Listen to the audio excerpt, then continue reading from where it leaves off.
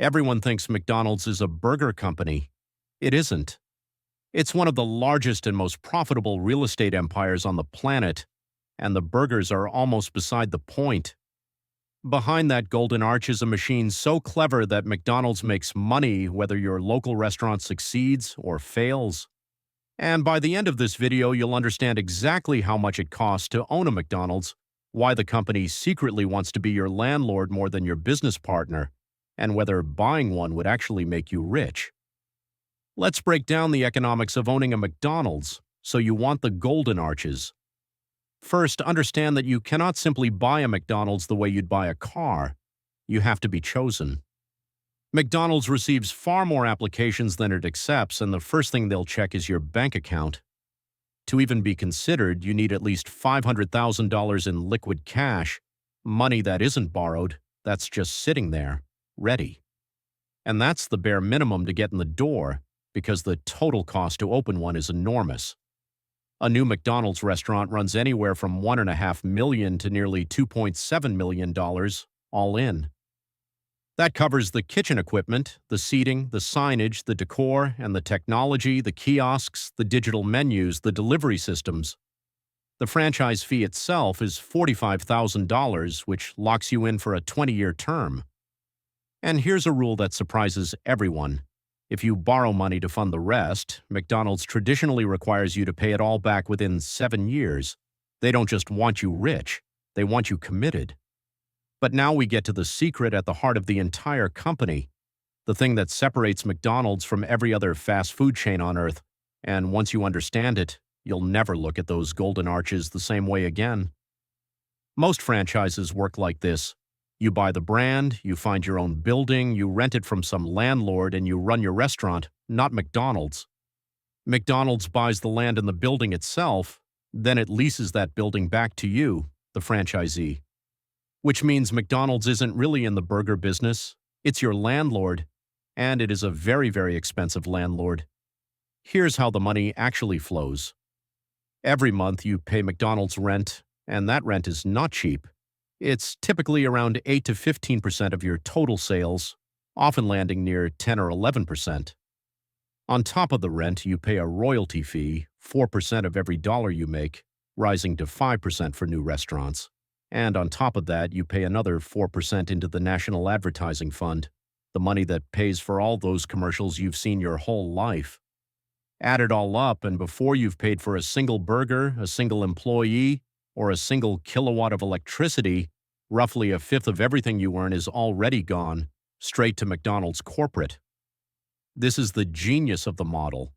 McDonald's makes money on your sales, and it makes money on your rent, no matter what. If your restaurant thrives, they collect more. If you struggle, they still own the most valuable thing in the entire deal, the land underneath you. So with all of that flowing back to corporate, the real question is, can you, the franchisee, actually make money? And the answer is yes, but it's a grind. Let's run the real numbers.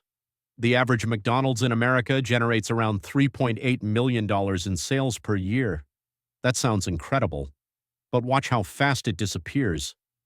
Out of that $3.8 million, a huge chunk goes to food and paper costs. Another massive chunk goes to labor, paying the crew, the managers, the shifts that run from breakfast to midnight.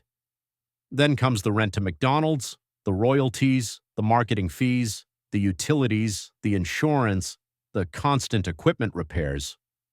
When the dust settles, a typical franchise owner takes home somewhere between $150,000 and a few $100,000 a year per restaurant.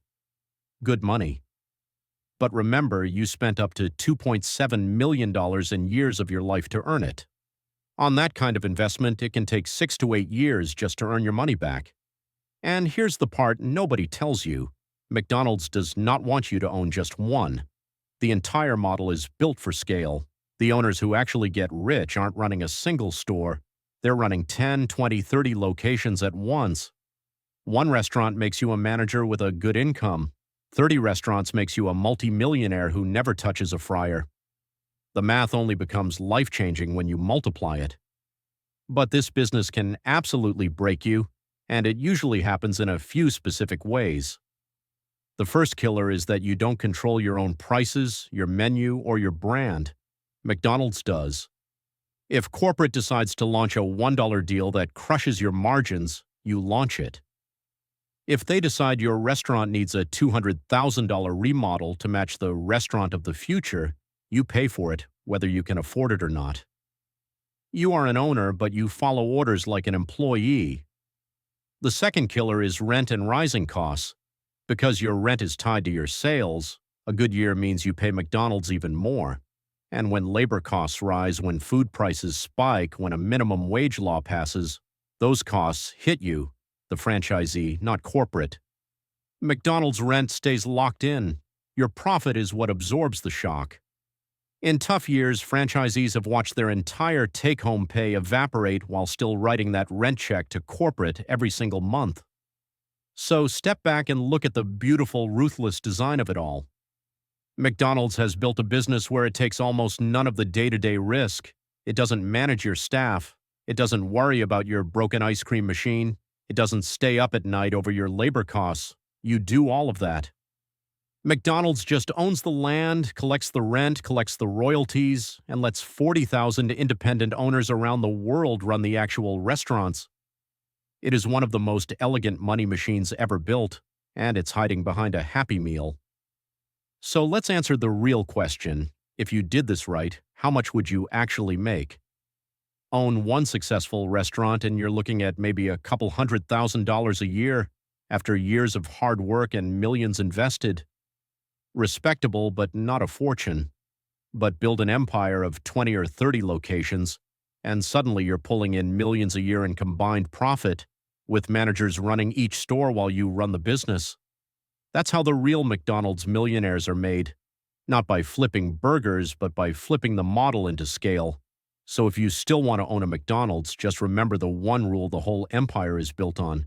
You think you're buying a restaurant. But McDonald's knows the truth. They're not selling you burgers. They're renting you the ground beneath your feet, and they'll own it long after you're gone.